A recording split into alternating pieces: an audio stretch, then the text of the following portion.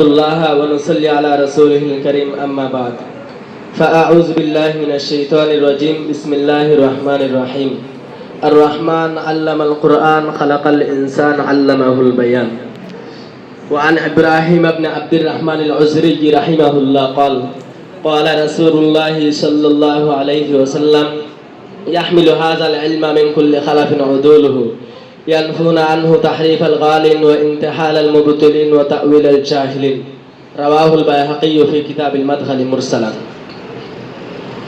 আলহামদুলিল্লাহ।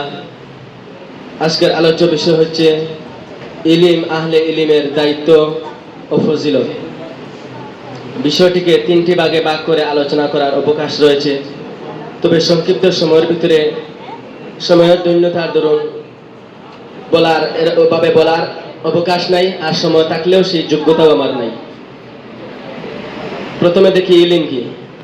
ইলম হচ্ছে আল্লাহ প্রদত্ত ওই জ্ঞান, যেই জ্ঞান জানার পরে জাননেওয়ালা ইতিপূর্বে তার জাহালাত সম্পর্কে যদি টের পায় তাহলে এটা হচ্ছে ইলম। ইলম জানার পরে যদি জাননেওয়ালা বুঝে এটা জানার আগে আমি এই বিষয়ের মূর্খ ছিলাম, তাহলে এটা হচ্ছে ইলম। আহলে ইলমের ফজিলত বা গুরুত্ব। আহলে ইলমের ফজিলত সম্পর্কে আল্লাহর নবী বলেন, খায়রুকুম মান তাআল্লামাল কুরআন ওয়া আল্লামাহু। এখানে যে খায়রুকুম জমা হাজিরের জমির ব্যবহার করা হয়েছে। কুম এখানে সাহাবায়ে কেরাম মুখাতাব, তবে মুহাদ্দিসিনে কেরাম বলেন কুম এর মুখাতাব সাহাবা পর্যন্ত সীমাবদ্ধ নয়, কিয়ামত পর্যন্ত আলে আলা যত উম্মতে মুসলিমা আছেন, যে বা যারা পবিত্র কোরআন শিখবে বা শিখাবে তারাই কুমের মুখাতাব। কেন খায়রুন শব্দটি ইসমে তাফজিলের অর্থে, সরফি কায়দার মুখালিফ।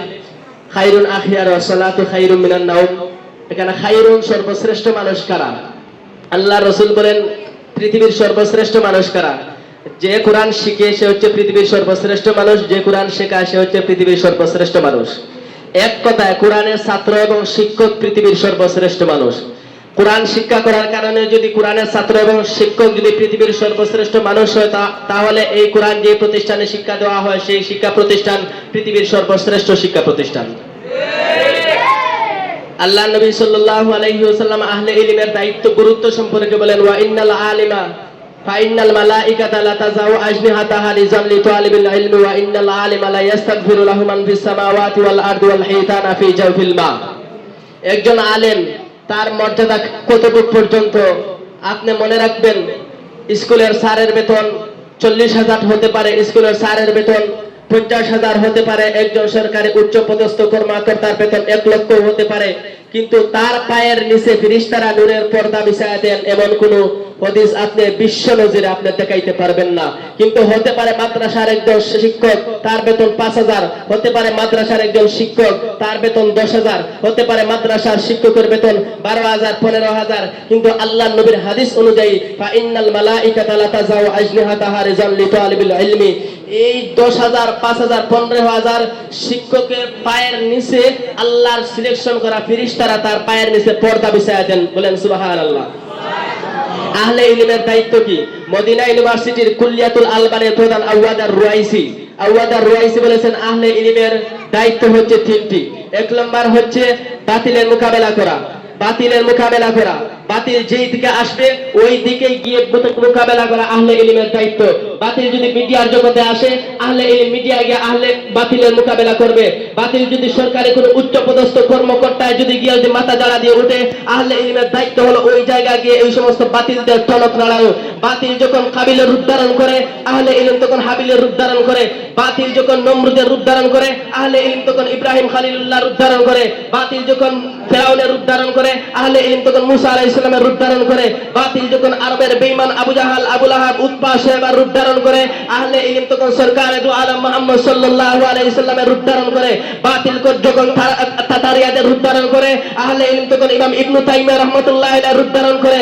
বাতিল যখন ইংরেজ দাল কুত্তাদের রূপ ধারণ করে, তখন উলামায়ে দেওবন্দ আহলে ইলমদের রূপ ধারণ করে 72 থেকে ভাদ্র মাসের কুত্তার মতো এই লাল কুত্তাদেরকে পিটাইয়া বিদায় করতে প্রস্তুত থাকে। আহলে ইলমের দায়িত্ব কি শুনেন? আহলে ইলম যখন দেখে আহলে ইলমের দায়িত্ব হলো যেই সময় যেই অবস্থায় যেই হাইয়তে বাতিল মাথা জড়া দিয়ে ওঠার চেষ্টা করবে, ওই জায়গায় গিয়ে আহলে ইলম বাতিলের মোকাবেলা করবে।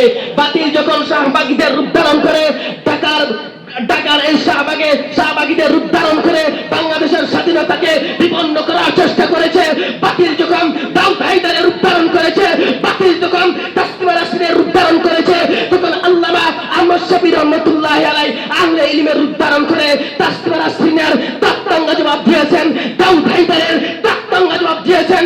যখন হাইকোর্ট থেকে দুইজন বিচারপতি ফতোয়ার বিরুদ্ধে রায় দিয়েছেন, মুফতি আমিনী আহলে ইলমের রূপ ধারণ করে সেই বিচারপতির বিরুদ্ধে টাকার বুকে বুক টান করে দাঁড়িয়ে পড়েছিলেন। ফতোয়া থাকবে, ওই বিচারক দুটি শাহজালালের বাংলায় থাকতে পারবে না। এজন্য পরিষ্কার কথা হলো, আউয়াদার রুয়াইসি বলেছিলেন আহলে ইলমের দায়িত্ব তিনটা। 1 নম্বর দায়িত্ব বলেছিলেন বাতিলদের মোকাবেলা, 2 নম্বর দায়িত্ব বলেছিলেন আল্লাহর নবীর দ্বীনের হেফাজত করা। আল্লাহর নবী তাওহীদের ময়দানে রক্ত দিয়ে যে দিন বাংলাদেশ পর্যন্ত পাঠিয়েছেন, আল্লাহর নবী তায়েফের ময়দানে রক্ত দিয়ে যে দিন আমাদের পর্যন্ত দিয়েছেন, ওই দিন কমপ্লিট। আল-ইয়াওমা আকমালতু লাকুম দীনাকুম ওয়া আতমামতু আলাইকুম নি'মাতি ওয়া রাদিতু লাকুমুল ইসলাম দীনা। এই আয়াত পরে আল্লাহর নবী শিরমোহর মারিয়া দিয়েছেন, দিনের মধ্যে কেউ কিছু ঢুকাইতে পারবে না, দিনের মধ্যে কেউ কিছু থেকে বের করে নিয়ে যেতে পারবে না। দিনের মধ্যে কেউ যদি ঢুকাইতে আসে, তারপরে আহলে ইলমরা প্রতিবাদ করবে। দিন থেকে কেউ কোনো কিছু যদি বাইর করে নিয়ে যেতে চায়, আহলে ইলম প্রতিবাদ করবে। যদি আহলে হাদিসরা 20 রাকাত তারাবি থেকে 12 রাকাত যদি মাইনাস করে বলে যে 8 রাকাত, উলামায়ে দেওবন্দ উলামায়ে আহলে ইলম সাথে সাথে প্রতিবাদ করবে।